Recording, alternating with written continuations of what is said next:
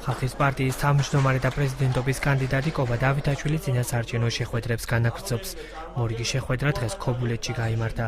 კობა დავითაშვილი კერძო იპოთეკით დაზარალებულებს შეხვდა და მათი საკუთარი წინასაარჩევნო პროგრამა გააცნო.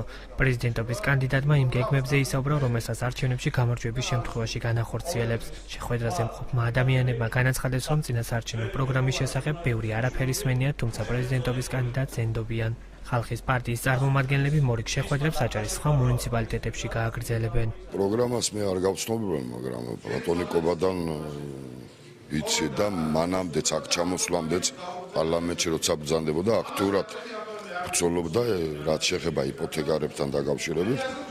აქტიურობდა ძალიან მანამდე ბევრჯერ შევხვედრა პარლამენტში და ვიცი მე ადამიანის აზრი რომ გულთან მიაქვს ნამდვილად ამ ჩვენი გულისკეველი. გავაცანით ჩვენი პრობლემები, ჩემი ქალაქის პრობლემები, თავიდან მოგობდე მოუყევით თუ როგორ გაგვაცურეს 94 ოჯახი სესხებთან დაკავშირებით.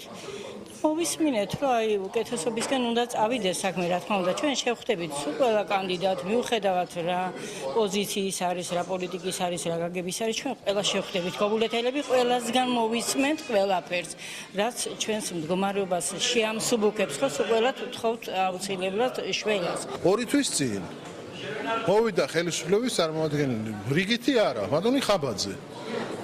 აჭარის მთავრობის ხელმძღვანელი და დაპირდა მათი პრობლემის მოგვარებას.